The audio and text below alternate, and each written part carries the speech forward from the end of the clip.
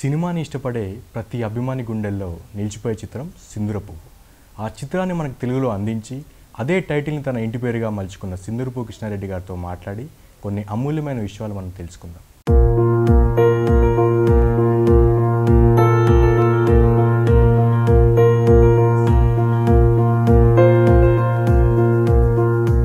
Hello Krishna Reddy గారు. Hello, ఎలా ఉన్నారండి? బాగుంది. బాగున్నది, కొంచెం నీరసంగా చెప్తున్నారు. బాగుంది, చాలా బాగుంది. ఇప్పుడు బాగుంది సార్. డబ్బింగ్ మూవీస్తో వరుస హిట్లు. ఇటీవల వచ్చిన మన మన్యం పులితో హ్యాట్రిక్ కొట్టారు. ఎలా అనిపిస్తుంది సార్? I'm quite happy. చాలా సంతోషంగా ఉంది. చాలా కాలం తర్వాత మళ్ళా మా అబ్బాయి గురించి రీఎంట్రీ, సినిమా ఫీల్డ్కి రీఎంట్రీ అయ్యి ఫస్ట్ ఫిలిం హిట్ అయ్యి ఐఎమ్ క్వైట్ హ్యాపీ. డబ్బింగ్ అంటే ఫస్ట్ నేను సింధూరపు డబ్బింగ్ తర్వాత వరుసగా 5 హిట్స్ సరస్వతి ఫిలిమ్స్లో. ఫస్ట్ ఫిలిం సింధూరపు, తర్వాత ఘటన, తర్వాత సాహస ఘట్టం, తర్వాత ప్రేమ శిఖరం, దాడి, 5 వరుసగా హిట్స్ ఫిలిమ్స్. ఇన్ఫ్యాక్ట్ సింధూరపు కంటే స్ట్రైట్ ఫిలిం ప్రేమ శిఖరమే పెద్ద హిట్ మా బ్యానర్లో కలెక్షన్స్ వైజ్. బట్ సింధూరపు ఫస్ట్ ఫిలిం కాబట్టి అట్లా నేమ్ వచ్చిందనమాట. దాని తర్వాత నేను రియల్ ఎస్టేట్కి వెళ్ళడం జరిగింది. సినిమా ఫీల్డ్ కొంచెం దూరం అవ్వడం జరిగింది. మళ్ళీ ఇప్పుడు అన్వేష్, మై సన్ అన్వేష్ గురించి ఈ సినిమా ఫీల్డ్లో మళ్ళీ ఎంటర్ కావడం, ఫస్ట్ ఫిలిం వాడిని హీరోగా పెట్టి వినవయ్య రామయ్య అని రిలీజ్ చేయడం, అది చక్కగా ప్రేక్షకులతో మన్నన పొందింది. మళ్ళీ సెకండ్ ఫిలిం ఇప్పుడు ఏంజల్ అని తీస్తున్నాము. టార్గెట్ ఈజ్ ఒక చక్కని ఫిలిము తీస్తున్నాము. ఎక్స్ట్రాడినరీ క్వాలిటీ వచ్చింది. So I'm quite happy. Kadapa నుంచి చెన్నైకి లారీలో వెనకాల కూర్చొని మరీ వెళ్ళేవారంట. అసలు ఏంటి, అసలు ఇంట్రెస్టింగ్ స్టోరీ ఏంటి సార్? ఎవరు చెప్పారు మీకు? తెలుసుకున్నాం సార్. ఆఫ్ కోర్స్, నేను ఇంజనీరింగ్ స్టడీస్ కోసం చెన్నై వెళ్ళాల్సి వచ్చింది. అప్పుడు అంతే ఆర్థికంగా చాలా పూర్ ఫ్యామిలీ మాది. సో చెన్నూరు నుంచి, కడప పక్కన చెన్నూరు నుంచి ఆకుల లారీలు బయలుదేరేటివి. అందులో తెలిసిన వాళ్ళ ద్వారా చెప్పించుకొని ఆ లారీలో పోయేవాళ్ళం. అతను డ్రైవరు క్యాబిన్లో కూర్చోబెట్టుకునేవాడు, ఓనర్స్ చెప్పారనేసి. కడప దాటిన తర్వాత రాజంపేట దగ్గరికి వచ్చాక ఈ డ్రైవర్స్కి ఎవరో ఒకరు దారిలో కనపడతారు కదా, డబ్బులు ఇచ్చేవాళ్ళు. వాళ్ళు వస్తానే మమ్మల్ని పైకి ఎక్కించేవాడు. అంటే టార్బాలిన్, ఆకులు లోడి తర్వాత టార్బాలిన్ పట్టు ఉంటుంది కదా, ఆ పట్ట మీద కూర్చోవాలి నైట్. ఇక ఒకవేళ గట్టిగా బ్రేక్ వేస్తే ఎక్కడ ఉంటామో తెలీదు.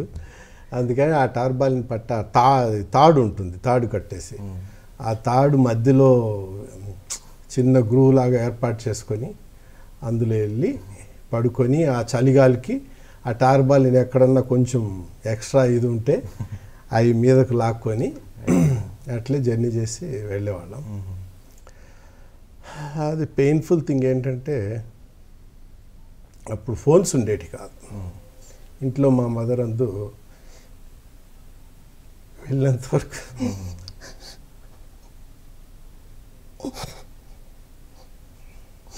2 days నేను వెళ్ళి మళ్ళీ ఐఎమ్ సారీ, ఇట్స్ ఓకే. అంటే మేము వెళ్ళి ఫోన్స్ ఉండే కదా, లెటర్ రాసినంత వరకు చేరాడా లేదా, లారీలో ఏదన్నా ప్రాబ్లం ఉందా అనేసి అట్లాగే మేల్కొట్టాం.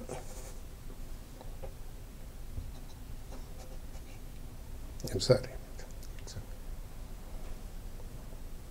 అలా వెళ్ళి 2 days తర్వాత మీ క్షేమ సమాచారాలు చెప్తే వాళ్ళు హ్యాపీగా ఫీల్ అయ్యేవాళ్ళనుకుంటా.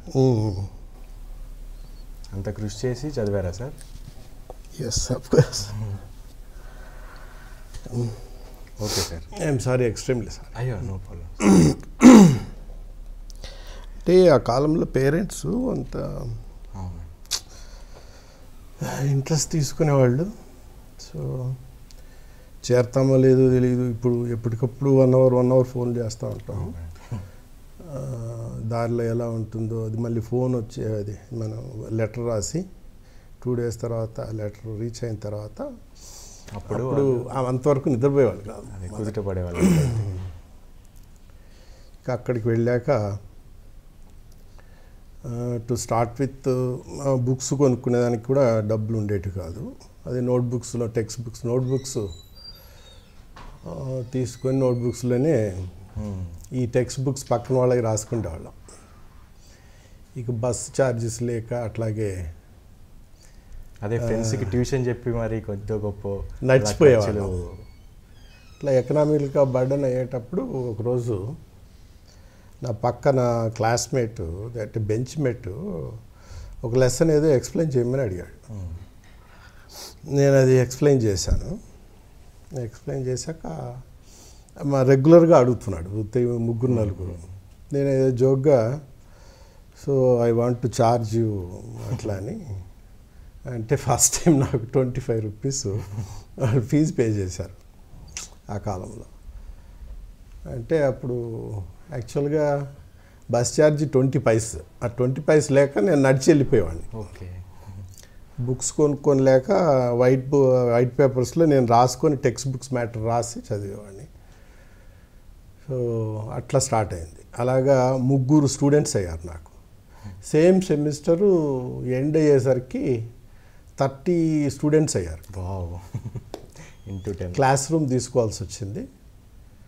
సో ఇమ్మీడియట్గా నా రూమ్కు దగ్గరలో క్లాస్ రూమ్ తీసుకొని క్లాస్లో అటెండ్ కావడం, సేమ్ క్లాస్ మళ్ళీ ఇక్కడ ఈవినింగ్ రిపీట్ చేయడం, అలా స్టార్ట్ అయింది. అక్కడి నుంచి ఫైనాన్షియల్గా ఐ వాజ్ చాలా, అంతవరకు ఫైనాన్షియల్ స్ట్రగుల్స్ ఉండేటివి.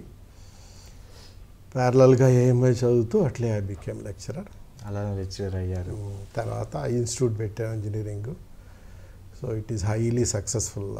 చెన్నైలో దట్ ఈస్ నంబర్ 1 SIET పెట్టాము, హైలీ సక్సెస్ఫుల్. దాని తర్వాత యాక్సిడెంటల్గా ఇట్లా సినిమా ఫీల్డ్కి ఏంటి సార్ అంత మంచి లెక్చరర్ అక్కడ నుంచి మళ్ళీ ఇలా మూవీస్లోకి ఎందుకు టర్న్ తీసుకున్నారు అసలు? అదేదో చైల్డిష్ లాగా ఉంటుంది ఎంట్రీ. ఒక పెద్ద డైరెక్టరు ఫైనాన్స్ అంటే అక్కడికి మాకు, నేను చాలా స్ట్రగుల్ అయ్యి వచ్చాను కాబట్టి, చెన్నైలో చక్రవర్తి మెస్ అని ఒకటి ఉండేది. ఆయన చక్రవర్తి ఓనర్, చాలా మంచి ఆయన. ఆ మెస్లో ఎప్పటికైనా నేను ఫుల్ మీల్స్ తింటాను అని అనుకునేవాడిని. తినాలి ఇక్కడ అనేసి. ఎప్పుడు ప్లేట్ మీల్స్ ఎక్కడో దూరం వెళ్ళి చిన్న ప్లేట్ మీల్స్ తినేవాళ్ళం. ఎక్స్పెన్సివ్ ఉండేది సార్ అక్కడ అప్పుడు? అది 2.75 rupees అది. సో మాది 1 rupee ప్లేట్ మీల్స్ ఎక్కడికో దూరం నడిచిపోయేవాళ్ళం. దారిలో వెళ్ళేటప్పుడు ఎప్పటికైనా లైఫ్లో ఈ మెస్లో నేను భోంచేయాలి ఫుల్ మీల్స్. అక్కడే చాలా ఫ్రెండ్స్ అందరూ అక్కడ ఆగిపోతారు, మేము కంటిన్యూ వెళ్ళేవాడిని నేను. సో అప్పుడు ఏం జరిగిందంటే, ఇలాగే చాలామంది స్టూడెంట్స్ కొంచెం స్ట్రగుల్లో ఉండేవాళ్ళు. అప్పుడు చక్రవర్తి మెస్తో నేను ఒక అండర్స్టాండింగ్లో వచ్చాను. 50% మెస్ కార్డు నేను పే చేసేవాడిని, 50% ఆయన డిస్కౌంట్ ఇచ్చేవాడు స్టూడెంట్స్ అందరికీ. ఎవరెవరికి లేదో కార్డ్స్ అన్నీ నేను బాగా సక్సెస్ఫుల్ అయ్యాక, కాలేజీ హెవీ సక్సెస్ కాదు, మామూలు సక్సెస్ కాదు, నిలబడైనా స్టాండింగ్ సీట్స్ అయినా ఇవ్వండి అనేవాళ్ళు. అంత అలాగే వచ్చింది. ఒక్క బ్యాచ్లో, ఒక్క సెమిస్టర్లో 411 మంది స్టూడెంట్స్. ఒక్కసారి 8 బ్యాచ్లు రన్ చేశాను. మార్నింగ్ 7 గంటలకు స్టార్ట్ చేస్తే నైట్ 11 వరకు పడుకునేవాడిని కాదు, అంత కంటిన్యూస్గా క్లాస్ తీసుకునేవాడిని. ఫైనాన్షియల్గా వెల్ ఆఫ్. అప్పుడు ఆ 50% నేను చక్రవర్తి మెస్ 50% డిస్కౌంట్ ఇచ్చేవాళ్ళు, అట్లా రన్ చేశాను.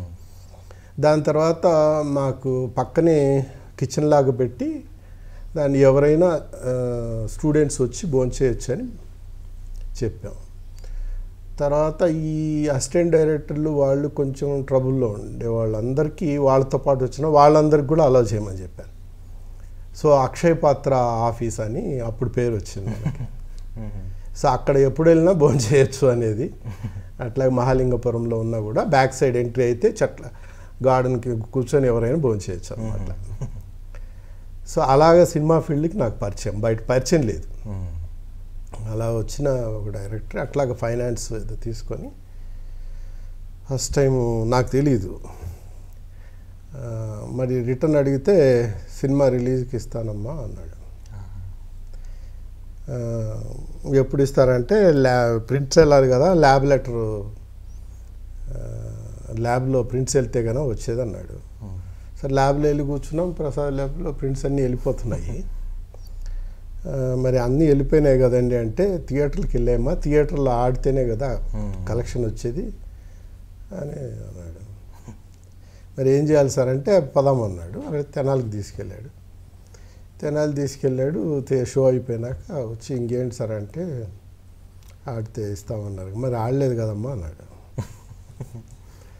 అట్లా జరిగింది ఎక్స్పీరియన్స్. అట్లా ట్రావెల్ అవుతూ ఏదో 6 నెలలు ఎక్కడో ఒక చిన్న ఎవరితోనో ఒక చిన్న ఆర్గ్యుమెంట్ వచ్చి, ఇది పాఠాలు చెప్పడం కాదు సినిమా తీయడం అంటే,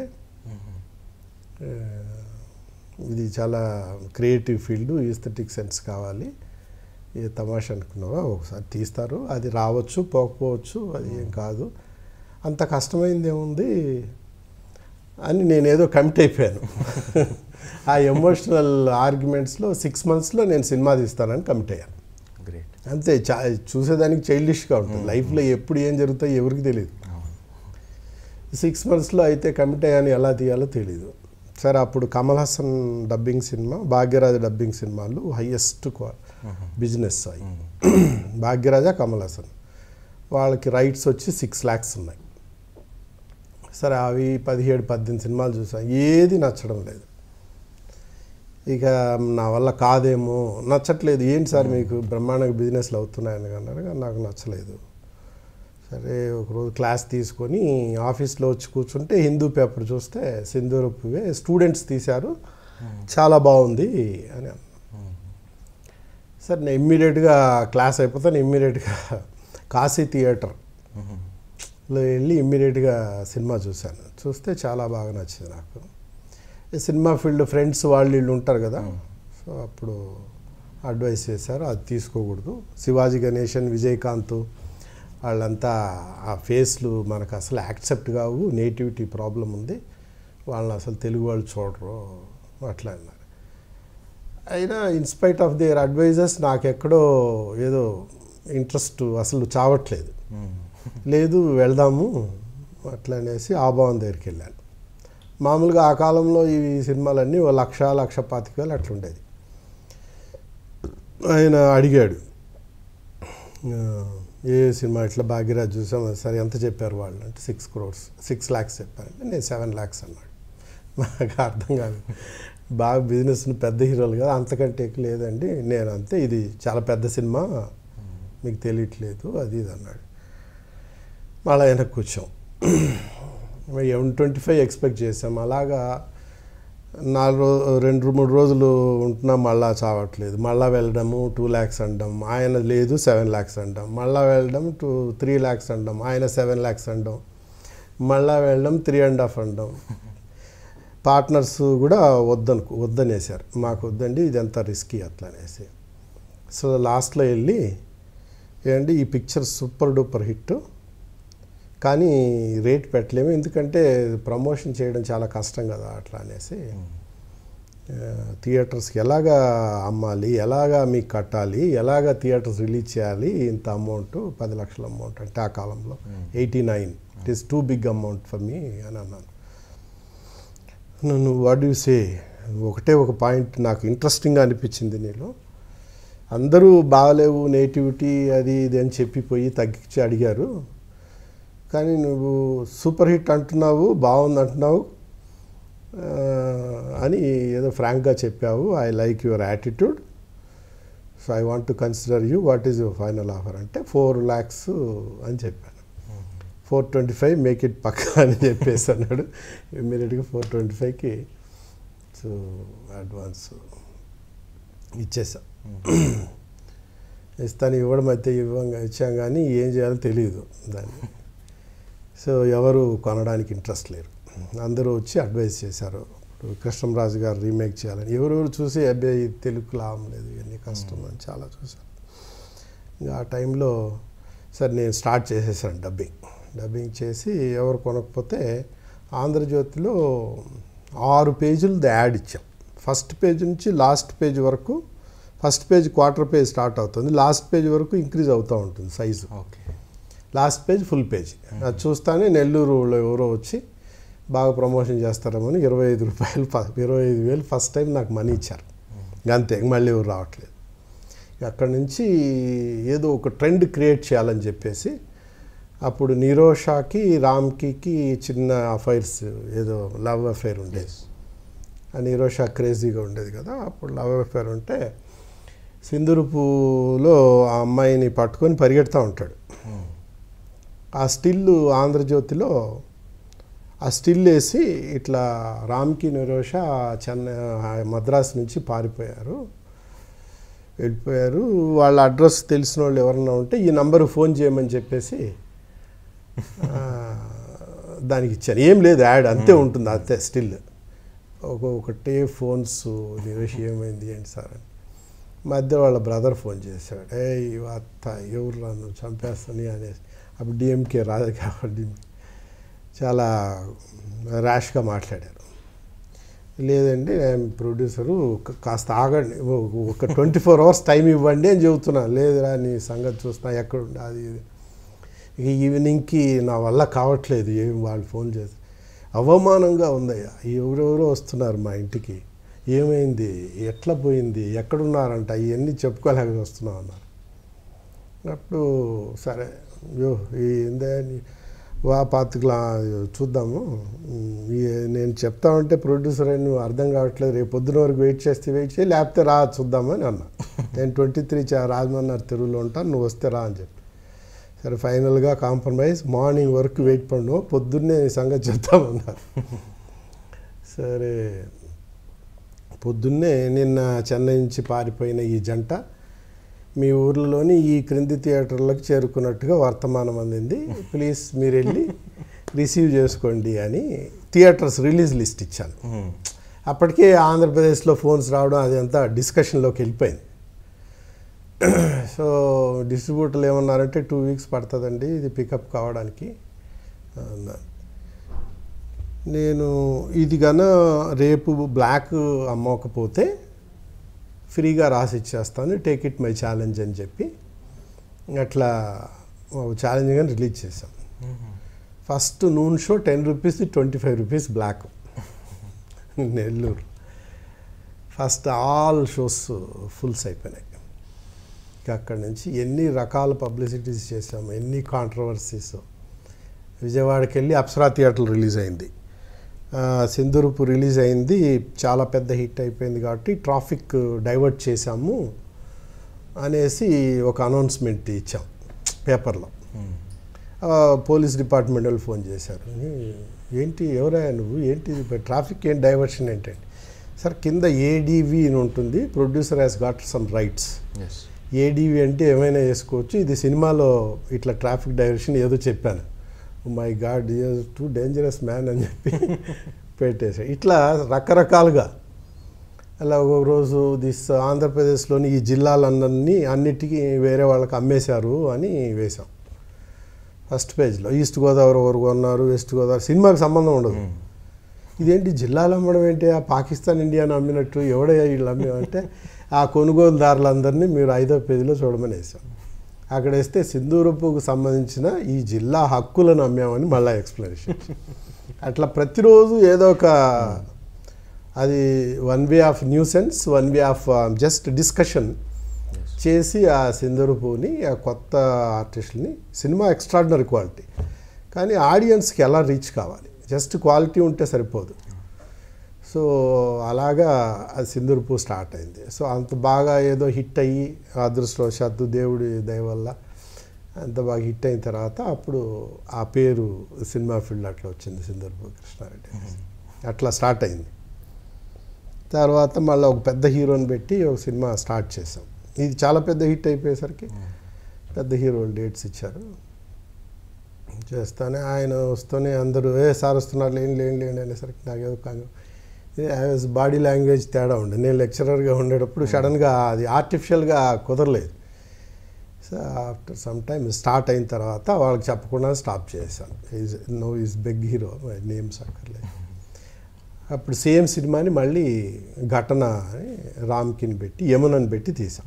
అది చాలా పెద్ద హిట్ అయింది. మళ్ళీ సాహసఘట్టం, ఇనైంద కైగల్. ఇనైంద కైగల్ అంటే తమిళ్లో అప్పుడు ఆభావనను మణిరత్నానికి ఈక్వల్గా ఉన్నారు. ఆ రేంజ్ చాలా పెద్ద డైరెక్టర్ అయిపోయాడు అప్పుడు. ఆ టైంకి ఇనైంద కైగల్కే పెద్ద ఇది ఊమై విల్లిగలు సిల్వర్ జూబ్లీ, సింధురూపు సిల్వర్ జూబ్లీ, వరుసగా సిల్వర్ జూబ్లీ హిట్స్ అనేవి. సో ఆ టైంలో ఇనైంద కైగల్ అని నెక్స్ట్ ఫిలిం కమిట్ అయ్యాను. కమిట్ అయితే ఆ క్లైమాక్స్ అది ఎక్స్ట్రాడినరీగా తీసేశారు, అసలు అన్బిలీవబుల్ తీసేశారు. అప్పుడు రామ్ గోపాల్ వర్మ, వెంకటేష్ గారు అందరూ వచ్చి ఆ భవన్ దగ్గర వచ్చి కూర్చునేవాళ్ళు. మేము షూటింగ్లో ఉంటే అట్లా కూర్చునేవాళ్ళు. కూర్చొని రామ్ గోపాల్ వర్మ ఈ వాంటెడ్ టు లర్న్ అవి ఎఫెక్ట్స్ అంటే ఏంటి. సింధురూపు నుంచే కదా ఎఫెక్ట్స్ స్టార్ట్ అయింది. దీపన్ చటర్జీ అని షోలేకి చేసిన ఆయన వచ్చి చేశాడు. అప్పుడు వీళ్ళందరూ నాగార్జున, వేనాగార్జున, వెంకటేష్ గారు వీళ్ళందరూ వచ్చి కూర్చొని చూసేవాళ్ళు. సో ఆ టైంలో ఆ సినిమా కమిట్ అయ్యాం. కమిట్ అయిన తర్వాత కాపీ 32 days క్లైమాక్స్ తీశారు అప్పుడు. కాపీ వచ్చాక so 4 weeks all theatres, housefuls advance booking అయిపోయినాయి. ఈ చెన్నై మొత్తం తమిళనాడు అంతా కాపీ చేశారు. డిస్ట్రిబ్యూటర్లు అందరూ ఎగ్జైట్ అయిపోయారు. ఎక్స్ట్రాడినరీ సార్, అసలు జూబిలేషన్లో ఉన్నారు. నేను సైలెంట్గా ఉంటే నా దగ్గరికి వచ్చాడు ఆ భవన్. వచ్చి ఎప్పుడే విన్నా అన్నాడు. సార్ పడం ఫ్లాప్ అన్నాను. ఫ్లాప్ అంటానే ఒక్కసారి రియాక్షన్ ఇచ్చాడు.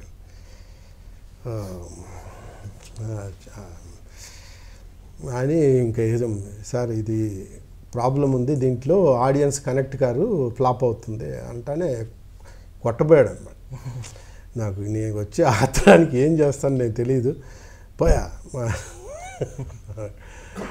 మీరు ఏమన్నా చెప్పండి సార్ ఇది. మళ్ళీ 2 days అయినా I was not yielding. It's something wrong sir, ఈ ఫిలింలో ప్రాబ్లం ఉంది అని చెప్పిన నేను కాంప్రమైజ్ కాలేకపోతున్నాను. సో లాస్ట్కు ఆ డిస్కషన్, రిపీటెడ్ ఆర్గ్యుమెంట్స్, క్వారల్స్ తర్వాత ఒక్క ఫ్రేమ్ కూడా నేను టచ్ చేయను.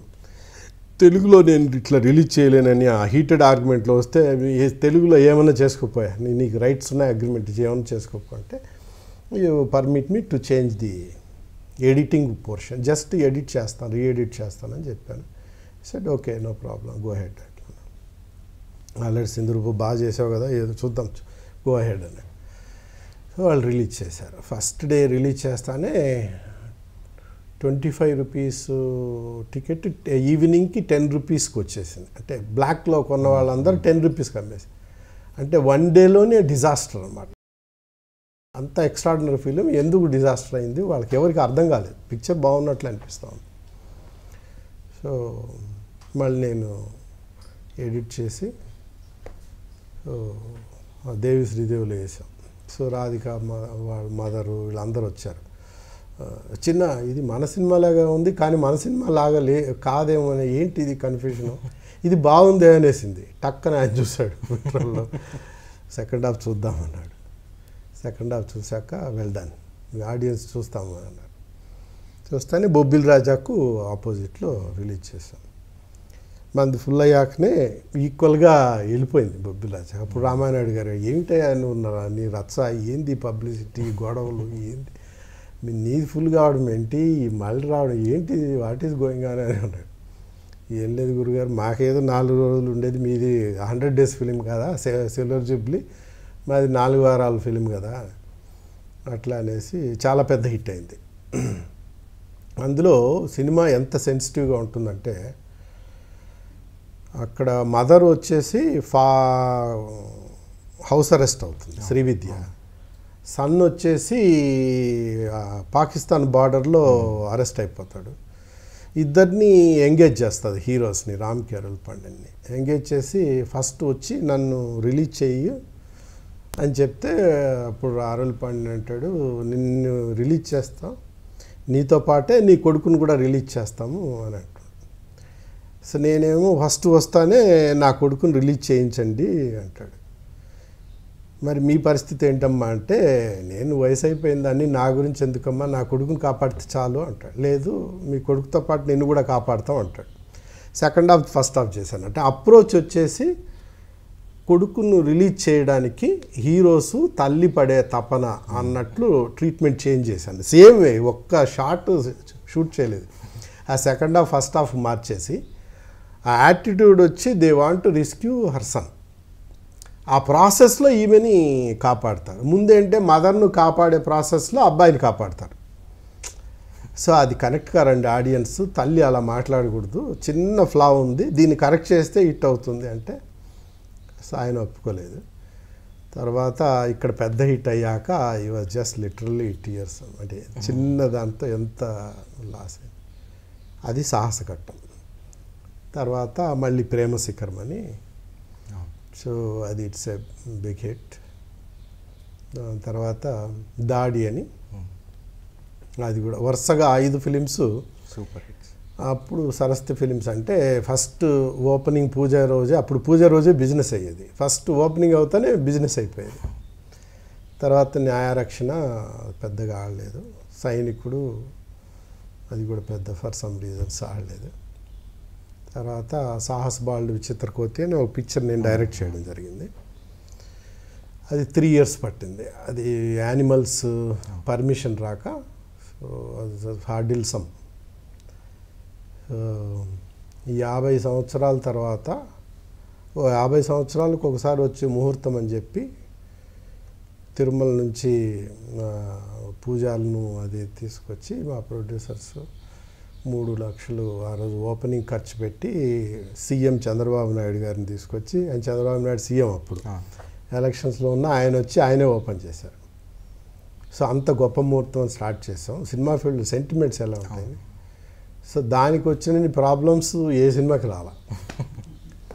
ముహూర్తం మనం చూసుకోవచ్చు కానీ ముహూర్తం కోసమే ఒక్కోసారి దానికోసం ప్రాకులో పెడితే కష్టాలు. సెంటిమెంట్స్ అంతే, జస్ట్ బిలీఫే తప్ప. సో అక్కడి నుంచి నాకు ఈ డైవర్షన్ రియల్ ఎస్టేట్కి వచ్చాను. 3rd phase అది. ఫస్ట్ లెక్చరర్, తర్వాత మూవీస్, తర్వాత రియల్ ఎస్టేట్లో so almost we are highly successful. So అన్ని ఫీల్డ్స్లో సక్సెస్ఫుల్గానే ఇది చేసాము. కాకపోతే సినిమా ఫీల్డ్లో పెద్ద హీరోస్తో నేను, అది ఫస్ట్ ఫిల్మ్ ఎక్స్పీరియన్సే నాకేదో నెగిటివ్. అప్పుడు ఆబావని చెప్పాడు, సబ్జెక్ట్ ఉంటే చాలు, హీరోలు ఆర్టిస్టులు మనం క్రియేట్ చేస్తామయ్యా, వాళ్ళ దగ్గర ఎందుకు నువ్వు చేతులు కట్టుకొని నిలబడాలి అని అంటే, అదే నిజం అనుకొని ఆ యంగ్ ఏజ్లో అదే పడింది. అది నిజమయ్యేలాగా ఫస్ట్ సినిమాలు ఆడేసరికి ఇదే కరెక్ట్ అన్నట్లు వెళ్ళాను. తర్వాత తెలిసింది హీరో అనేవాడు మెయిన్.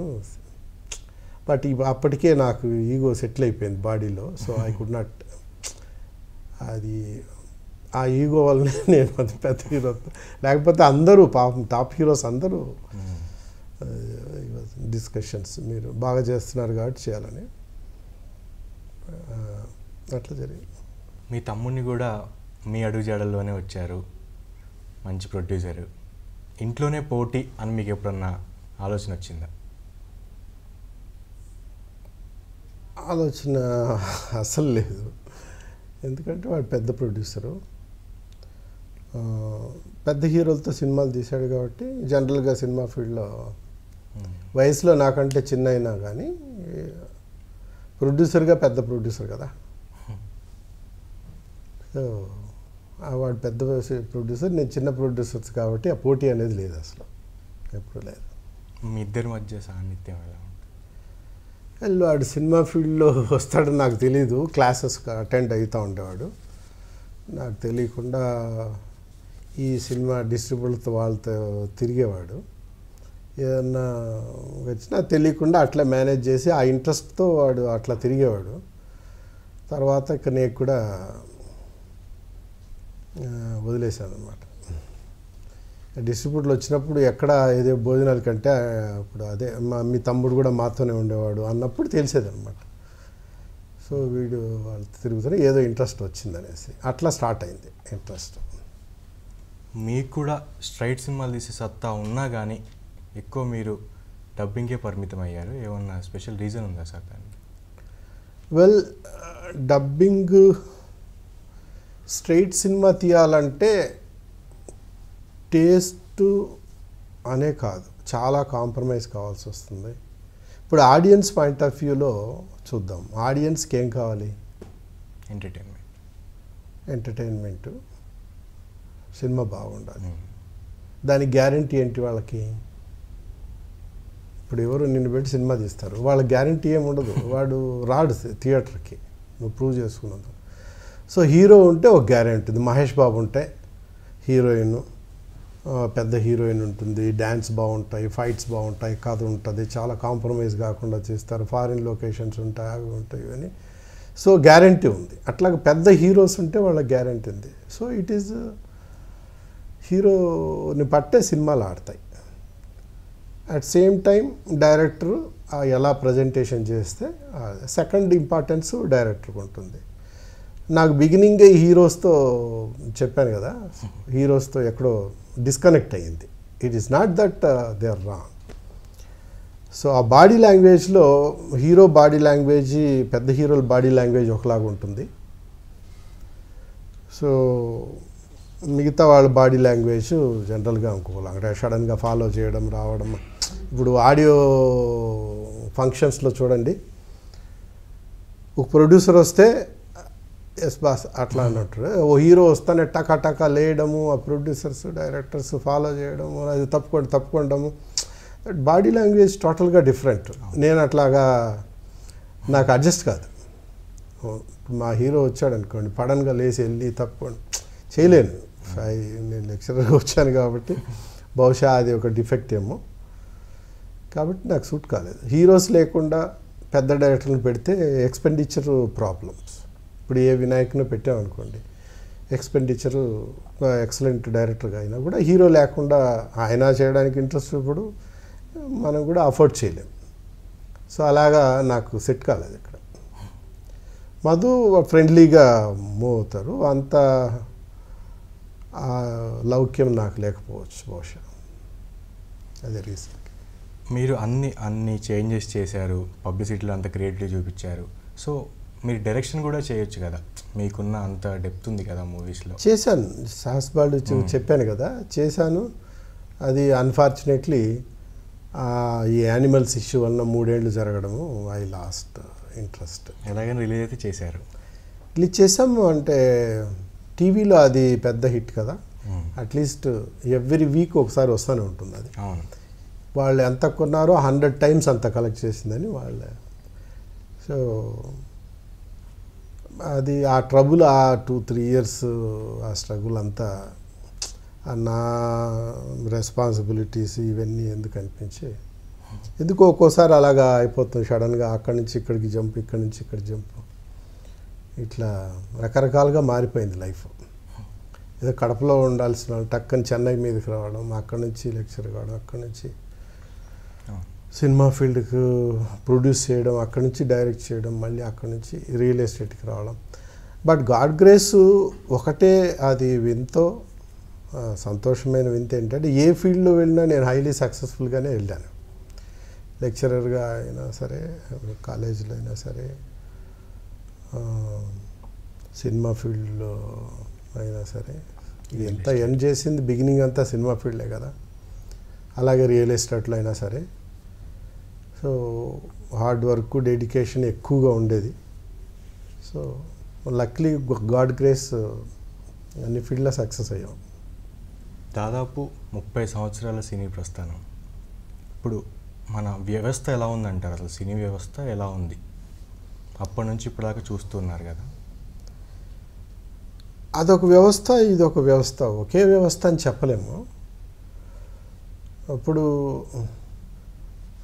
సినిమాకు అంటే మంచి సినిమాకు అవకాశం ఉండేది. ఇప్పుడు హీరో లేకుండా మంచి సినిమా తీయడం చాలా కష్టం. హీరో వల్లనే ఇప్పుడు ఓపెనింగ్. హీరో వల్లనే ఆడియన్స్ వస్తారు. లేక మంచిగా ఉంది అన్నా కూడా రీచ్ అయ్యే లోపలే మండేకి తీసేస్తున్నారుగా. అసలు ఎన్ని సినిమాలు రిలీజ్ డేట్ అనౌన్స్ చేసి షోలు పడకుండా ఉంటున్నాయి. సినిమా తీస్తున్నారు, ఎంత కష్టపడి తీసింటారు, సంవత్సరం 2 ఏళ్ళు కష్టపడి డైరెక్టర్ ప్రొడ్యూసర్ తీసి కాపీ తీసుకొచ్చి నానా కష్టాలు పడి బంగాళ తాకట్టు పెట్టి అని చేసి కాపీ ఎన్నో కష్టాలు పడి కాళ్ళు గడ్డాలు పట్టుకొని రిలీజ్కి ప్రిపేర్ అయ్యి పొద్దున్నే న్యూస్ పేపర్స్లో యాడ్స్ వేసి నేడే విడుదల అనేసి తలస్నానం చేసి పొద్దున్నే టెంపుల్కి వెళ్ళి పూజ చేసి బాగా ఆడాలి స్వామి అని థియేటర్కి వెళ్తున్నారు. థియేటర్లో షో పడట్లా, నో షో. ఎందుకంటే వాళ్ళకేదో ఉన్నాయి, 15 మంది కంటే తక్కువ వస్తే షో క్యాన్సిల్ చేసుకునే రైట్స్ ఏదో ఉన్నాయి. అక్కడికి వెళ్తే సార్ 7 మందే ఉన్నారు సార్ కరెంట్ షెడ్యూల్లో అని షో పడదు. ఎలా ఉంటుంది లైఫ్? అంటే ఎందుకు సార్ ఇట్లా పెద్ద సినిమాలు పెద్ద హీరోలు సినిమాలు వస్తే చిన్న సినిమాలకు అసలు థియేటర్స్ దొరకని ఎందుకు వచ్చింది అసలు అలా పరిస్థితి? థియేటర్స్ అదే ఆడియన్స్ అంటే వ్యవస్థనే కాదు, సమాజంలో కూడా మార్పులు జరిగాయి. ఫస్ట్ సినిమా ఒక్కటే ఉండేది, అప్పుడు కొంచెం కొంచెం టీవీ వచ్చేది, తర్వాత ఛానల్స్ వచ్చాయి, తర్వాత ఇంటర్నెట్ వచ్చింది, తర్వాత సెల్ ఫోన్లోనే చూసేస్తున్నారు. ఒకప్పుడు జ్యోతి చిత్ర వస్తే ఎంత క్రేజు, ఇప్పుడు జ్యోతి చిత్ర ఎక్కడుంది? ఎందుకంటే వారానికి ఒకసారి ఇస్తారు న్యూస్.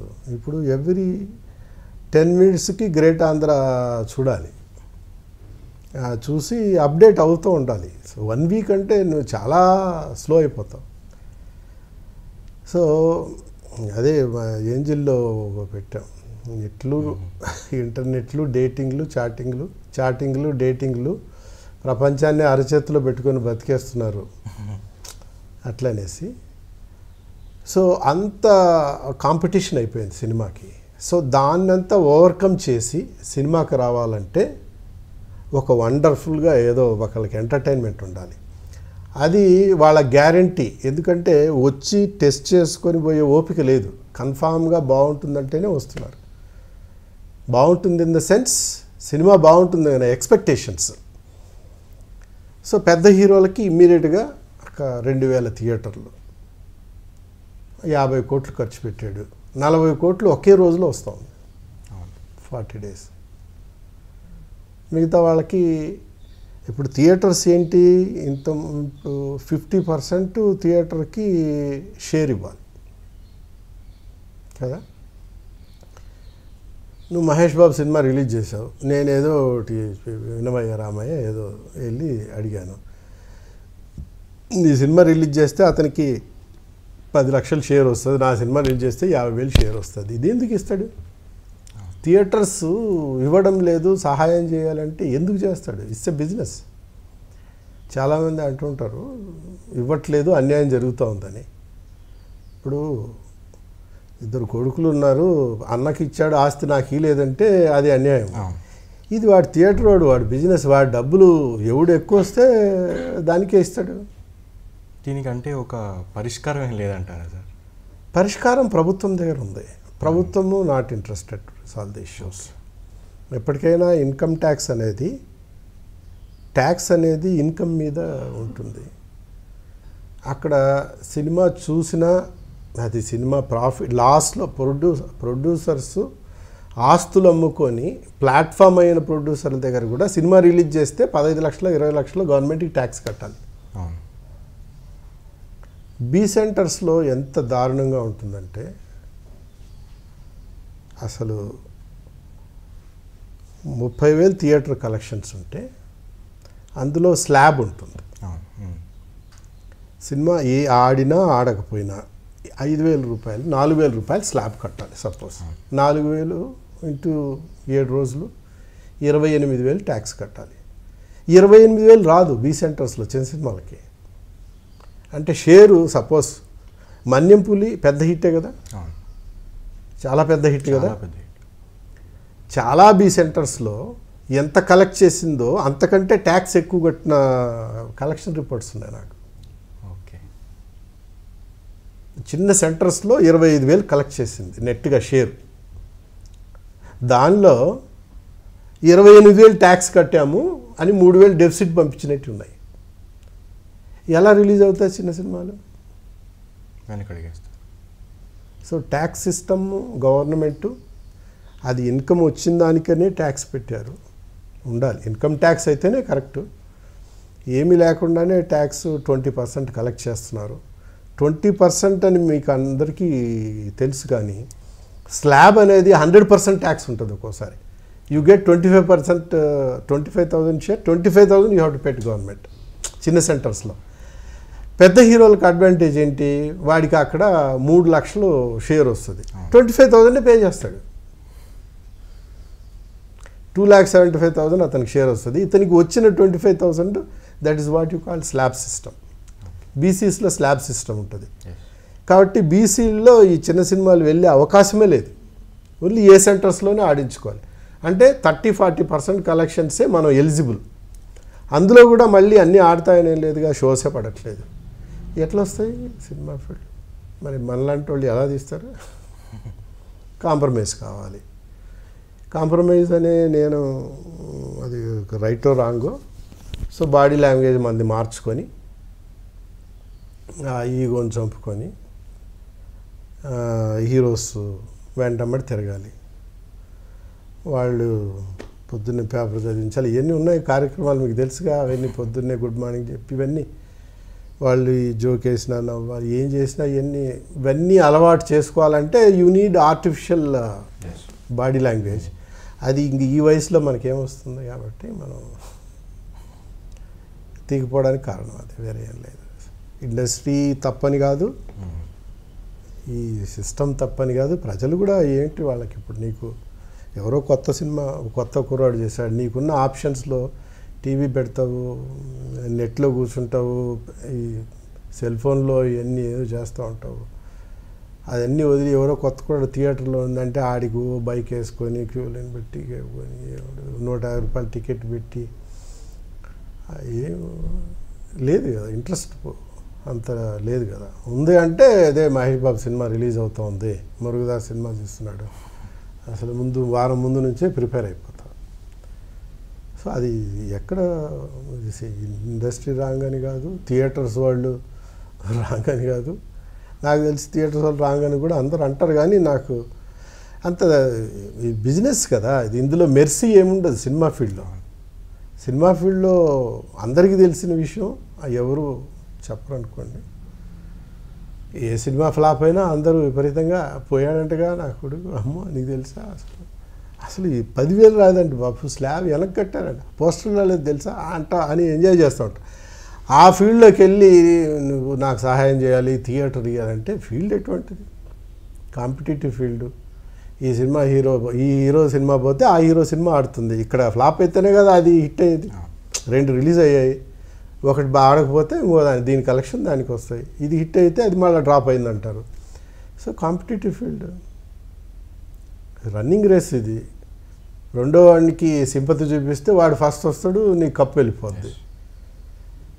సో ఎవరి తప్పు అని మనం చెప్పలేము, ఈ సిస్టమ్ అంతే. మరి మార్కెట్ ఇంత ఇదిగా ఉంది, ఇప్పుడు మీరే చెప్పారు ఒక మహేష్ బాబు సినిమా అయితే ఒక రేంజ్లో ఆడుతుంది. అలాంటప్పుడు కూడా ఈ పొజిషన్లో కూడా ఏంజల్కి మంచి సీజీ వర్క్ చేయించి చాలా బాగా వస్తుందని విన్నాం. ఇంత ఖర్చు పెడుతున్నారు కదా, అసలు ఎలా? నా కాన్ఫిడెన్స్ అంటే నాకు పబ్లిసిటీ కాన్ఫిడెన్స్ ఉంది.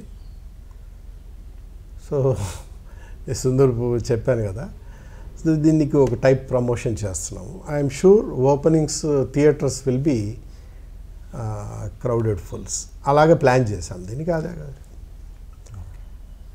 అందులో వన్స్ ఆడియన్స్ వచ్చాక డెఫినెట్గా ఈ సినిమా అంటే మామూలుగా నేను తీశానని చెప్పట్లేదు, కానీ మామూలుగా రాలేదు, ఎక్స్ట్రాడినరీ క్వాలిటీ. కొన్ని చోట్ల థియేటర్లో లేజ్ క్లాప్స్ కొడతారు, గ్రాఫిక్స్ అలా చేశారు. మహేష్ అని హాలీవుడ్ ఫిలిమ్స్కి చేస్తున్నారు వాళ్ళు వచ్చి చేస్తున్నారు. ముఖ్యంగా స్కై ట్రావెల్ అని ఉంటుంది, స్కైలో ట్రావెల్ చేసేటప్పుడు సో ఎర్త్ నుంచి టువర్డ్స్ స్వర్గంకి ట్రావెల్ ఉంటుంది. జస్ట్ ఆన్ ది వేలో ఈ శాటిలైట్స్ మూన్ ట్రావెల్, గెలాక్సీ ఇదంతా ఉంటుంది. ఆ ట్రావెల్లో మాత్రం వీఆర్ ఎక్స్పెక్టింగ్ థియేటర్లో వచ్చి క్లాప్స్ కొడతారనుకో, అట్లా వర్క్స్ చేశారు. ఇంకా నాకు ప్రొడక్షన్ ప్రాబ్లమ్స్ లేదు. వీ డోంట్ టేక్ ఫైనాన్స్ తీసుకునేది లేదు.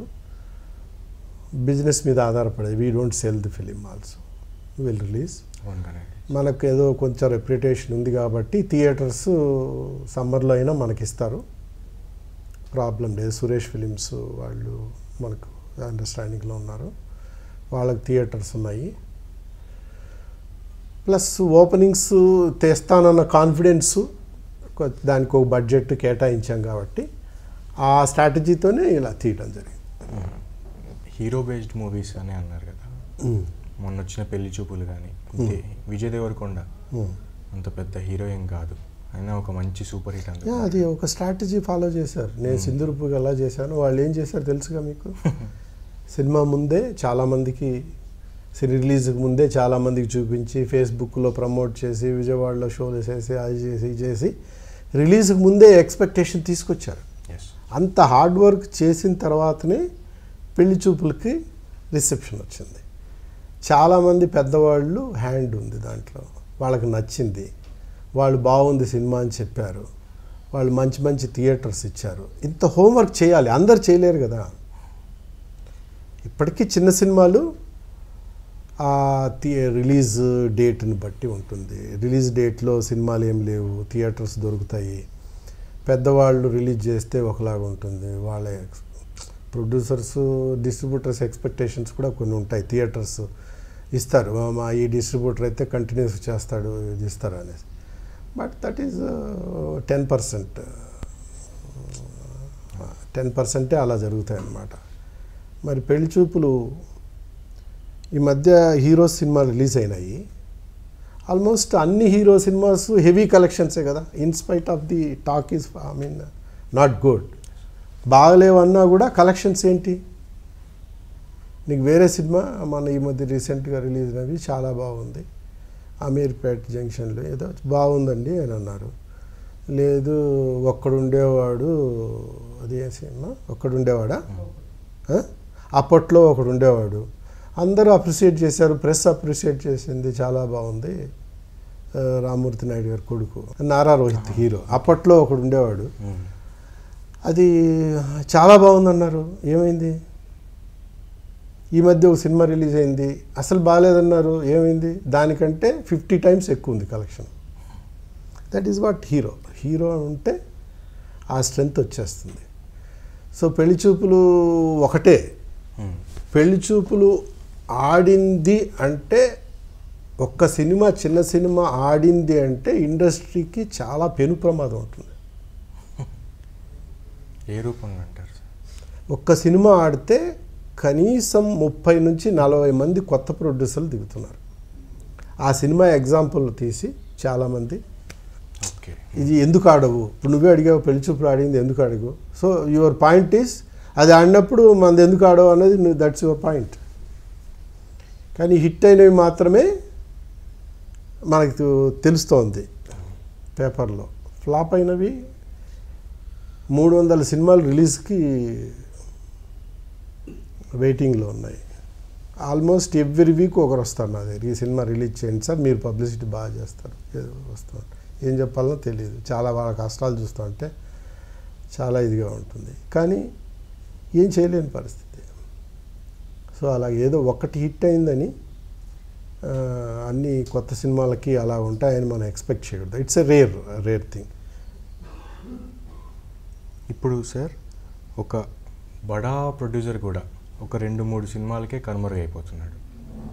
కొంతమంది ఎన్ని లాస్లు ఫ్లాప్స్ వచ్చినా సరే ఆ ఇంపాక్ట్ వాళ్ళ కెరీర్ మీద ఏం చూపించట్లేదు. అసలు ఎందుకు సార్ అలా? అంటే ప్రొడ్యూసర్స్ రకరకాలు ఉన్నారు. పెద్ద సినిమాలు తీసే ప్రొడ్యూసర్స్, చిన్న సినిమాలు తీసే ప్రొడ్యూసర్స్. మార్జినల్ సక్సెస్ షేర్ ఉండేవాళ్ళు ప్రొడ్యూసర్స్ ఉంటారు. పెద్ద సినిమాలైనా వాళ్ళకి మార్జినల్ షేర్స్ ఉంటాయి. Suppose hero is getting 30 crores remuneration, ఈ ప్రొడ్యూసర్కి 30 lakhs మిగలచ్చు. 30 crores 30 lakhs ఎంత ఉంటుంది? 99%, 1% సక్సెస్ షేరే ఉంటుంది. బ్యాలెన్స్ షేర్ డిస్ట్రిబ్యూటర్లు ఎంజాయ్ చేయొచ్చు. అట్ సేమ్ టైం ఇంకో ప్రొడ్యూసర్ ఎవరో 2 కోట్లు తీసి 5 కోట్లు చేసిండొచ్చు. ఇలాగా 2-3 హిట్లు ఇచ్చి ఆయన 1 కోటి 2 కోట్లు 3 కోట్లు చేసి తర్వాత ఒక్క సినిమా ఫ్లాప్ అయితే మొత్తం వెళ్ళిపోతుంది కదా. సక్సెస్ అన్నది చాలా మైన్యూట్గా షేర్ అవుతుంది ప్రొడ్యూసర్స్కి పెద్ద సినిమాల్లో. ఫెయిల్యూర్ అన్నది టోటల్గా అబాండెన్ పడిపోతుంది మీద. అది దానివల్ల ఒకటి సక్సెస్ అయితే ఇంకోటి ఏదో అంటే 2-3 సక్సెస్ అయితే వాడు ఏదో ఉన్నాడు. ఎప్పుడు అది చాలా డేంజర్ ఎడ్జ్లోనే ఉంటాడు ప్రొడ్యూసర్. నేను 10 హిట్లు తీసిన వాళ్ళని చూసాం. ఒక్క పెద్ద ప్రొడ్యూసర్స్ చూసాం కదా. చాలా పెద్ద ప్రొడ్యూసర్స్ అందరు పేర్లు చెప్పకూడదు, ఎవరు లేరు. చాలా టాప్ నంబర్ 1, 2, 3 ప్రొడ్యూసర్స్ అందరు కూడా ఈరోజు చాలా ఇబ్బందుల్లో పడుతూనే ఉన్నారు కదా, ఎక్స్పెన్సెస్ కూడా లేకుండా. హీరోలకు అదేం లేదు, నో ఇన్వెస్ట్మెంట్, జస్ట్ ఇన్కమింగ్, అంతే కదా. అంతే. ఎక్కడో హౌస్ సేల్ అవుతుంది, ఎక్కడో హౌస్ కొంటారు. సో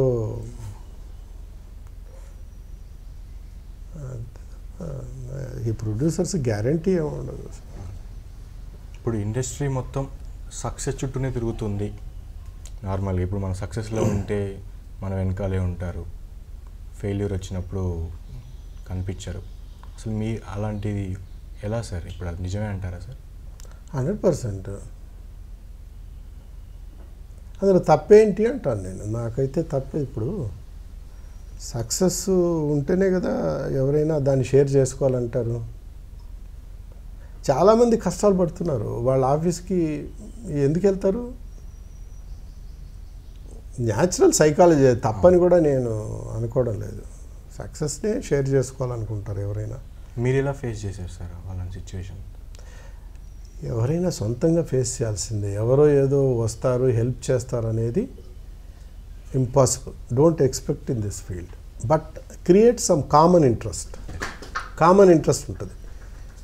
ఈ సినిమా ఆడితే నీకు పేరు వస్తుంది, ఈ సినిమా ఆడితే డిస్ట్రిబ్యూటర్గా నీకు ఏదో వస్తుంది. అట్లా కామన్ ఇంట్రెస్ట్ ఏదన్నా క్రియేట్ చేయగలిగితే వాళ్ళు నీతో కలుస్తారు. తప్ప నువ్వు కష్టాల్లో ఉన్నావు, నీకు థియేటర్లు దొరకట్లేదు, థియేటర్లు ఇచ్చి సాయం చేద్దాం, కష్టాలు తీర్చేద్దాం అనేవాడు ఎందుకు వస్తాడు? అలాంటి వాళ్ళు ఎవరు ఉండరు. ఉన్నా ఎవరో ఒకరో ఇద్దరు, వాళ్ళు ఉన్న నెలలో వాళ్ళు వెళ్ళిపోయి క్లోజ్ అయిపోతారు. ఎందుకంటే కష్టానికి హెల్ప్ చేసేవాడు ఒకడు ఉంటాడు, కష్టం హెల్ప్ కావాలనే వాళ్ళు 1000 మంది ఉంటారు. It's not balancing. కష్టాలు ఎక్కువ ఉంటాయి. ఇక్కడ ఈ ఫీల్డ్ ఎటువంటిది? ఒక 500 మంది ఇన్వాల్వ్ అయి ఉంటారు సినిమా మేకింగ్లో. అందులో 10 మంది హెవీగా ఇన్కమ్ ఉంటుంది, క్రోర్స్ ఆఫ్ మనీ ఉంటుంది. అందులో లాస్ట్ 100 మందికి భోజనం ఉండదు. ఏ ఫీల్డ్లో అయినా సరే, ఒక కంపెనీ తీసుకున్నా, ఒక ఇండస్ట్రీ తీసుకున్నా, సక్సెస్లో ఉంటే అందరూ హ్యాపీగా ఉంటారు. ఒక్క సినిమా ఫీల్డ్లో మాత్రమే ఒక అప్రెంటిస్టు, ఒక అసిస్టెంట్ డైరెక్టరు నడిచి వస్తూ ఉంటాడు. వాడు మధ్యాహ్నం భోజనం చేసి వెళ్తాడు, నైట్ భోజనం ఉండదు వాడికి. నైట్ 11కో 12 గంటలకో వదులుతారు, ఉండరు. అట్లాగే పడుకుంటాడు, అట్లాగే ఏడుస్తూ పడుకుంటాడు, అట్లాగే వచ్చేస్తాడు. అలాగే హీరో వస్తేనే అలాగే వాళ్ళని నమస్కారం లేయాలి. అదే చాలా మంచోడు మీరందరూ అంటుంటారు, చాలా ఎంత మంచివాడంటే ఈయన అంటుంటారు, అవునవును అంటూ ఉంటారు. అంతా అందరికీ అన్నీ తెలుసు, ఇదంతా ఆర్టిఫిషియల్ అనేసి. సో సక్సెస్ను ఎవరైనా సక్సెస్ వెంటే పోతారు. నేను కూడా సక్సెస్ వెంట పోవడానికి ఇష్టం లేక కాదు, బాడీ లాంగ్వేజ్ ఏదో ఈగో నాకు డిఫరెన్స్ వచ్చి వెళ్ళలేకపోయాను. అదర్వైజ్ నేను కూడా ఈజీగా వెళ్ళిపోయాను. నాకు వాళ్ళని తప్పని నాకేం బాగుండలేదు. మీరు విడుదల చేసిన ఎన్నో సినిమాలు ఒక 200 పైగా రోజులు ఆడాయి. ఇప్పుడు ఆ పరిస్థితి ఎందుకు లేదు సార్ అసలు? నార్మల్గా ఒక హీరోని నేను, జూనియర్స్ అందరూ ఉన్నారు, జూనియర్ ఆర్టిస్టులు అందరూ ఉన్నారు. మామూలుగా వాళ్ళు జూనియర్ ఆర్టిస్టులు టక్కనే ఏదో 300 ఇస్తే వస్తారు. అందరూ బయట కూర్చొని భోంచేస్తుంటే అందరికీ సాంబార్ అన్నం అంతా పెడతా ఉంటాం వెజిటేరియన్. అతను తీసుకొచ్చి చికెన్ నేను తెప్పించానండి, అందరికి కామన్గానే తెప్పిస్తాను, ప్రైవేట్గా అంటే వేరే నేను తెప్పించుకుంటా అని తెప్పించుకున్నాడు. బయట వచ్చి తింటున్నాడు వాళ్ళ మధ్యలో. తింటా ఉంటే లోపలికి వెళ్ళి go in side and don't eat in front వాళ్ళందరూ చూస్తుంటే బాగుండదంటే అతను ఫీల్ అయ్యాడు. ఐ డోంట్ మైండ్, హీరో కావచ్చు, నాకు షూటింగ్ డిస్టర్బ్ కావచ్చు, అట్లాగే రన్ చేసేవాళ్ళు. ఇప్పుడు ఆ కాలం లేదు కదా. కదా సో ఆ చిన్న చిన్నవి కూడా ఒక్కోసారి అది ఫీల్డ్ అది. అలాగని ఆ హీరోని మళ్ళీ ఆ తిన్నోళ్ళే చాలా మంచోడు సార్ అంటారు, వందిస్తే చాలా మంచోడు సార్ అంటారు. సో ఇక్కడ మంచితనానికి నిర్వచనం వేరే. ఇద్దరు తనయులను కూడా ఇండస్ట్రీ వైపే ఎంకరేజ్ చేస్తున్నారు, మీ సపోర్ట్ ఎలా ఉంది సార్? పెద్దవాడి గురించి తెలీదు, చిన్నోడు హీరోగా సెటిల్ కాదు. పెద్దవాడు వాడు చాలా ఎడ్యుకేషన్లో చాలా హైలీ సక్సెస్ఫుల్. అక్కడ టాంపా సౌత్ ఫ్లోరిడా యూనివర్సిటీ అంటే సెకండ్ అమెరికాలో, దాంట్లో నంబర్ 1 ఉన్నాడు. 300 మార్క్స్కి అక్కడ ఎంఎస్ చదువుకున్నప్పుడు 293 స్కోర్ చేశాడు. 300 great, first ranker. So is offered high post in companies, 1 crore శాలరీకి వర్క్ చేస్తూ ఇక్కడ ఇంకా ఈ డెవలప్మెంట్స్ ల్యాండ్స్ అవి దానికోసమని వచ్చింది. సో ఇన్సిడెంటల్గా ఈ ఫ్యామిలీ టార్గెట్ ఉంది, వాడిని చిన్నోడిని హీరో చేయాలన్నప్పుడు ఈ also participated in my work. అంతే తప్ప నాకు తెలియదు వాడి ఇంట్రెస్ట్ ఏంటో, వాడిని నాకు ఐడియా లేదు. అలాగే ఏదో చేయడం జరిగింది అంతే. యంగ్స్టర్ కాబట్టి ఏదో తిరుగుతూ ఉంటారు, అట్లా అనేసి చేయడం జరిగింది. What about Anvesh? Anvesh is highly talented. One day or other he will be star, success అవుతాడన్న కాన్ఫిడెన్స్తోనే ఈ వర్క్ చేస్తున్నాం. సో ఫైట్స్ కానీ, డ్యాన్స్ కానీ, డైలాగ్ డెలివరీ అంటే well appreciated by all technicians. అన్ని సింగిల్ షాట్స్లో చేస్తూ ఉంటాడు.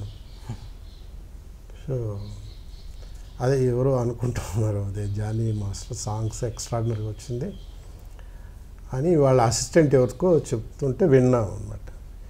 ఏంట్రా మనం రిహార్సల్ అంటే మనం చేయాలి, డ్యాన్సర్కి రిహార్సల్ లేకుండానే చేస్తున్నాడు ఈ అబ్బాయి, చూసి ఇమిటేట్ చేస్తున్నాడు. ఆ విధంగా వాడికి అది క్యాచింగ్ పవర్ ఉంది, బాగా success. Is good looking, performance wise everything is okay, పాజిటివ్గా ఉన్నాడు అన్న తర్వాతే నేను ఎంకరేజ్ చేశాను. ఏదో డిఫెక్ట్స్ ఉన్నాయంటే అది ఎంకరేజ్ చేసి ఉండకపోవచ్చు. ఈరోజు కాకపోయినా ఏ రోజైనా వాడు పెద్ద స్టార్ అవుతాడు, అది డౌట్ లేదు. అన్వేష్కి ఎక్కువ మీ నుంచి సలహాలు ఒక ప్రొడ్యూసర్లా వెళ్తాయా, ఒక ఫాదర్లా వెళ్తాయా సార్? ప్రొడ్యూసరు ఉన్నాడు నాలో, ఫాదరు ఉన్నాడు.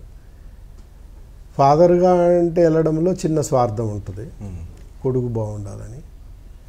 ప్రొడ్యూసర్గా సలహాలు ఇవ్వడమే నాకు ఒక ధర్మం ఉంటుంది. ప్రొడ్యూసర్గా మాట్లాడితే ప్రొడ్యూసర్స్ వస్తారు, ప్రొడ్యూసర్ ఇంట్రెస్ట్, సినిమా ఇంట్రెస్ట్ రెండు ఒకటే ఉంటాయి. వాటికి ఎలా న్యాయం చేయాలి. ఫాదర్గా అంటే వాడు డబ్బులు ఇస్తాడో లేదో ముందే తీసుకోవాలి, ఇట్లా ఇది చెప్పడం పెద్ద ఇంట్రెస్ట్ ఉంటుంది నాకు. ప్రొడ్యూసర్కి ఏ రోజు లాస్ వచ్చి నీకు ప్రాఫిట్ వచ్చిందో ఆ రోజు నువ్వు ఫెయిల్యూర్ అని అయితే చెప్పాను నేను. నీకు రెమ్యునరేషన్ ఇచ్చాడు, అడిగి రాదని, దట్ ఈస్ యువర్ ఫెయిల్యూర్. అది యూ హ్యావ్ టు అండర్స్టాండ్. ఎవరిదో లాస్ అయ్యి ఎవరో పోయి ఆ డబ్బులు నువ్వు తీసుకొచ్చి you are enjoying that money అంటే అంత easy. You cannot enjoy that success if you think in those lines అన్నది మాత్రం చెప్పాను. ఇట్ ఈజ్ ఇంక అప్ టు దెమ్. ఇప్పుడు యూత్ మనది ఫాలో చేస్తారన్నది కూడా గ్యారంటీ ఉండదు కదా. వాళ్ళు ఆ కాలం వేరే, ఈ కాలం వేరే కదా. కొంతలో కొంత డెఫినెట్గా ఈజ్ అయితే ఇది సెన్సిటివ్. చిన్న చిన్న విషయాలు కూడా బాగా అంటే ఏదో రియాక్ట్ అవుతాడు అన్నది చూస్తున్నాము. React to them. సో ఇప్పటివరకైతే వింటున్నాడని అనుకోవచ్చా? Yeah, of course. అంటే వేరే ఆప్షన్ కూడా ఏముంటుంది ఇప్పుడు వాళ్ళకి. అఫ్ కోర్స్ అంటే ఈ ఏజ్లో వినకుండా కూడా వెళ్తారనుకోండి. బట్ ఈ చైల్డ్హుడ్ నుంచి అలా వాడు అంటే డిసిప్లిన్డ్గానే పెరిగాడు. ఈ రోజుటికి ఎప్పుడు వర్కర్స్ని కూడా ఏ అన్నది కూడా పెద్దోడికి కానీ చిన్నోడికి కానీ అలవాట్లేదు. డ్రైవర్స్ని వర్క్ ఏ అనేది కూడా ఇంతవరకు నేనైతే వినలేదు. ఆ పొగరు ప్రౌడ్నెస్ అయితే రాకుండా అయితే జాగ్రత్త పడ్డాం. సో ఓకే సార్, ఇప్పుడు ఎంతో అనుభవం మంచి ఎక్స్పీరియన్స్ ఉన్న క్యాండిడేట్స్ కూడా ఒక సినిమాలో ఇది ఫ్లాపా హిట్టా అని ప్రిడిక్ట్ చేయలేకపోతున్నారు. అది ఓన్లీ ఇండస్ట్రీలోనే అవుతుంది. ఎందుకు సార్ అసలు? ఇది ఇప్పుడు ఆడియన్స్ రకరకాలుగా ఉంటారు. That is one factor. నా టేస్ట్ వేరే వాళ్ళకి సూట్ అవుతుందో లేదో తెలీదు. దట్ ఈజ్ రెండో ఫ్యాక్టర్. ఇక బిజినెస్గా థియేటర్స్ దొరుకుతాయా, దొరికినప్పుడు అన్సీజనా. ఇప్పుడు ఒక చిన్న సీక్రెట్ ఉంది ఇలా సినిమా ఫీల్డ్లో. పెద్ద హీరో సినిమా రిలీజ్ అయినప్పుడు చిన్న హీరో సినిమాలు రిలీజ్ చేయరు. ఎందుకంటే ఉన్న 2000 థియేటర్లు వాళ్ళే చేస్తారు. సినిమా కలెక్షన్స్ పాయింట్ ఆఫ్ వ్యూలో 3-4 సీజన్స్ ఉంటాయి. 1 Sankranti, 2 summer holidays, 3 Dasara holidays, అట్లా 3-4 సీజన్స్ ఉంటాయి కదా. అవి ఏ ప్రొడ్యూసర్స్ వాళ్ళ దగ్గర ఉన్నా కూడా వాళ్ళకు ఉంటాయి. ఈ సీజన్స్లోనే కలెక్షన్స్ వ్యూవర్షిప్ వచ్చి అరౌండ్ 30%కి వెళ్తుంది వ్యూవర్షిప్. మిగతా అన్ సీజన్లో 10%కి వచ్చేస్తుంది వ్యూవర్షిప్. చూడరు. ఇప్పుడు ఎగ్జామ్ జరుగుతున్నాయి చూడరు. రెయినీ సీజన్ ఉంది చూడరు. వ్యూవర్షిప్ పడిపోతుంది.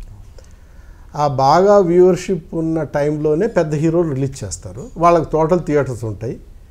ఈ ఎగ్జామ్స్ అయిపోయినాయి ఇమీడియట్గా రిలీజ్ చేస్తారు సమ్మర్. లేదా సంక్రాంతికి విపరీతంగా చూస్తారు. అందరూ పండుగలకి వెళ్తారు, అప్పుడు రిలీజ్ చేస్తారు. అందరూ రిలీజ్ చేయలేరు కదా. సో అది యాడెడ్ అడ్వాంటేజ్. సో దానివల్ల హీరోస్కి ఏ విధంగా చూసినా హీరోస్కి అడ్వాంటేజ్ ఉన్న ఫీల్డ్ ఇది.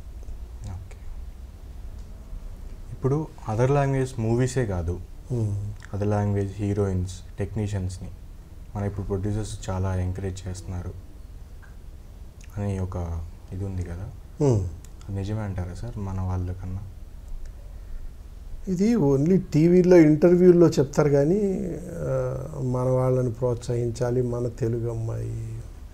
తెలుగు అమ్మాయి సంసారపక్షంగా ఉండి ఫుల్గా నేను బాడీ కవర్ చేసుకొని అంటే ఆడియన్స్ కూడా చూడట్లేదు. ఎవరో ఒక ఎగ్జాంపుల్ చెబుతారు, అది ఆడలేదా, పెళ్లి చూపులు ఆడలేదా. ఓకే, పెళ్లి చూపులు rare example, but you cannot take it granted. So heroine అంటే సో ఒక గ్లామర్ ఉండాలి. ఎంత పెద్ద హీరో అయినా సరే గ్లామర్తో ఉంటేనే ఎక్కువ సక్సెస్. ఇప్పుడు 150 ఎంత పెద్ద హిట్, అమ్మడు కుమ్ముడు సాంగ్ ఎంత పెద్ద హిట్. సో మన వాళ్ళని ఎంకరేజ్ చేయాలి అన్నది ఏదో సందేశాలకి ఉపయోగపడతాయి. రాజకీయ నాయకులు చెప్తుంటారు మీటింగ్స్లో, అలాగా అన్ని కులాలు ఒకటి అన్ని బీదలకు చేయాలి, అవన్నీ ఏం జరగవు. అలాగే ఏదో మన వాళ్ళకి నాకు అవసరం ఉంది, ఫెంటాస్టిక్ ఆర్టిస్ట్ కబీర్ సింగ్ ఏదో కావాలి, గరుడా క్యారెక్టర్తో ఎంట్రీ ఉంది తనకి, తెలుగులో లేదు, నేను తెలుగు వాళ్ళకి హెల్ప్ చేయాలని చెప్పి నా ఇంటెన్షన్, అది టార్గెట్ అది కాదు కదా. సినిమా బాగుండాలి, కథ బాగుండాలి, ఈ క్యారెక్టర్ వర్కౌట్ కావాలని చూసేటప్పుడు టెక్నీషియన్స్కి మనవాళ్ళు అనేది అది ఓన్లీ ఏదో కొంచెం పెద్దవాళ్ళు ఏదో మాట్లాడుతూ ఉంటారు. కానీ నాకు తెలిసి ఫ్రాంక్గా మాట్లాడితే ఇలాగ ఉంటుంది. నేనైతే అట్లా మన వాళ్ళకి హెల్ప్ చేయాలని ఎప్పుడు అనుకోలేదు. ఒకవేళ హెల్ప్ చేయాలంటే ఫైనాన్షియల్గా హెల్ప్ చేయాల్సిందే, కానీ సినిమాకి ఏ క్యారెక్టర్కి ఎవరు వేయాలో వాళ్ళే వేస్తాను తప్ప మనవాడు హెల్ప్ చేయాలన్నది నాకు ఆ ఇంటెన్షన్ అయితే లేదు. ఇప్పుడు ఒక విపరీతంగా పబ్లిసిటీ చేస్తారు మీ మూవీస్కి. ఒక కొత్త కొత్త కోణంలో చూపిస్తారు, పబ్లిసిటీ స్టైలే మారుస్తారు, అలా ఉన్నాయి కదా సార్. మీరు ఎందుకు సార్ మీడియాకి చాలా దూరంగా ఉంటారు, మీడియాలో కనిపించరు ఎందుకు ఎక్కువ? కనిపించకపోవడం అనేది ఏం లేదు. ఇప్పుడు మీరు వచ్చారు ఇంటర్వ్యూ అంతా, కనిపించకపోవడం అనేది ఏం లేదు. నేను ఈతో పెద్ద ప్రొడ్యూసర్ని కాదు కాబట్టి మీడియా కూడా పెద్ద ప్రొడ్యూసర్ అంటే పెద్ద హీరోలతో సినిమా తీయాలి. చిన్న సినిమా ఫైనాన్స్ తీసుకోకుండా మొత్తం సేల్ చేయకుండా రిలీజ్ చేసే అందరూ చేయలేకపోవచ్చు, నేను చేయొచ్చు. But that doesn't mean that I'm big producer. పెద్ద ప్రొడ్యూసర్స్కి మీడియాలో ఎక్కువ ఫోకస్ ఉంటుంది, పెద్ద డైరెక్టర్లకి పెద్ద హీరోలకి ఉంటుంది. ఇది గ్లామర్ ఫీల్డ్ కదా.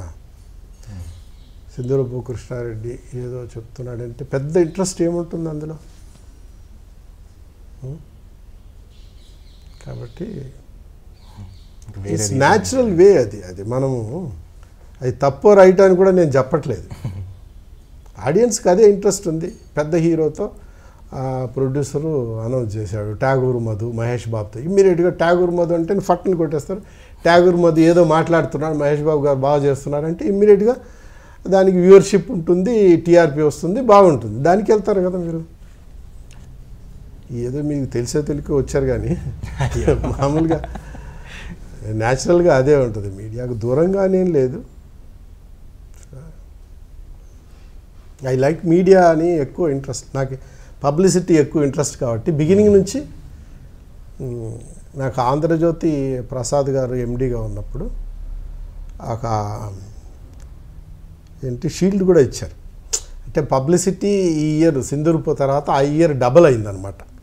మీరు వేసిన తర్వాతే చిరంజీవి గారు ఫుల్ పే చేశారు. ఈనాడులో నేను ఫుల్ పే చేశాను బ్యాక్ పేజ్, ఈనాడులో ఫుల్ పే చేశాను బ్యాక్ పేజ్. సో మాకు పెరిగింది పబ్లిసిటీ అని ఒకటి అప్పుడు షీల్డ్ కూడా ఇచ్చి. అట్లా మీడియా ఫ్రెండ్లీగానే ఉంటాం కానీ అది రావాలంటే పెద్ద సినిమాలు తీయాలేమో. మరి మీరు నమ్మే పాలసీ ఏంటి సార్? నాకు నచ్చింది సందర్భాన్ని బట్టి, నీకు నచ్చింది నాకు నచ్చకపోవచ్చు. ఈ క్యారెక్టర్ మనకు తెలుగుని ఇవ్వాలన్నది నీకు రైట్, అది నీకు నచ్చుతుంది. అది నేను ఇవ్వకపోతే రాంగ్. నాకేది నచ్చుతుందో అది చేయడమే అలవాటైంది. ఆ ఒక కన్విక్షన్ ఏదో ఉంటుంది. దీనికి ఈ సినిమా అంటే సినిమా చేయాలి, మనోడైతే 1000 రూపాయలు ఇవ్వాలి తప్ప క్యారెక్టర్ పెట్టకూడదు అన్నది ఎక్కడో ఉంది నాకు మైండ్లో. రైట్ ఆర్ రాంగ్ నాకు నచ్చిందే నేను చేస్తాను. ఇప్పుడు కొత్తగా రాబోయే ప్రొడ్యూసర్స్ కానీ డైరెక్టర్స్ కానీ హీరోస్కి కానీ మీరు ఇచ్చే సలహా ఏంటి సార్ ఒక న్యూ కమర్కి? హార్డ్ వర్క్ చేయాలి, డెడికేషన్ చేయాలి, అదృష్టం బాగుండాలి. ఒక లీడర్ కావాలంటే ఎంత కష్టం. ఒక పొలిటికల్ లీడర్ కావాలి. అందులో ఒక 4-5 వేల మంది లీడర్స్ ఉంటారు స్టేట్లో. ఓ లీడర్ కావాలంటే ఎంత కష్టం. ఆ ఏరియానంతా ఓన్ చేసుకోవాలి, మాటలు చెప్పాలి, కథలు చెప్పాలి, స్టోరీలు చెప్పాలి, కులాలను రెచ్చగొట్టాలి, అవి చేయాలి, ఈ చేయాలి, ఎన్నెన్నో చేస్తే తప్ప లీడర్ కాడు. దౌర్జన్యం చేయాలి, పెళ్ళిళ్ళకి వెళ్ళాలి, చావులకి వెళ్ళాలి, ఎంతో టార్చర్ చేస్తే 4-5 వేల మందిలో ఒకరు అవుతారు. ఒక హీరో కావాలంటే 20 మందిలో ఒకరు. అది ఆ లీడర్స్ ఎప్పటికప్పుడు మారిపోతూ ఉంటారు. ఇదేమో పర్మనెంట్గా ఉండేది. అది ఎంత కష్టం. దానికి అన్నీ హార్డ్ వర్క్ కావాలి, డెడికేషన్ కావాలి, అదృష్టం కూడా కావాలి. దానికి భగవంతుడి దయ అన్నీ ఉంటేనే అవుతారు. దానికి ప్రిపేర్డ్ అయితే వెల్కమ్ చేయాలి. కన్ఫామ్గా అవుతామన్న నమ్మకంతో చేయాలి. ఒక సమ్టైమ్స్ 90% ఫెయిల్యూర్ అవుతున్నారు కదా, అదే బాధ. మన కాన్ఫిడెంట్ ఏ పని చేసినా కాన్ఫిడెంట్గా చేయాలని చెప్పాలి. మనం న్యాయంగా ఏ పని చేసినా నమ్మకం, ఎస్ సాధిస్తాం, ఇంపాసిబుల్ ఏం లేదు అన్నదే చెప్పాలి. కానీ సినిమా ఫీల్డ్లో అలా చెప్పలేకపోతున్నా. చాలా ఫెయిల్యూర్ అయిపోయి ఇప్పుడు 1000 మంది ఉన్నారు హీరోస్ ట్రయల్స్, అందరు సక్సెస్ కారు కదా. 100% చేస్తే సక్సెస్ అవుతారన్నది చెప్పలేను. చాలా థ్యాంక్స్ సార్, ఎన్నో వాల్యుబుల్ వర్డ్స్ ఇచ్చారు మాకు ఇంటర్వ్యూ ద్వారా. వాల్యూ ఏమిటో తెలియదు కానీ తెలిసిందైతే చెప్పాను. చాలా thanks sir. Thank you very much. Thanks for coming. Thanks. నమస్తే.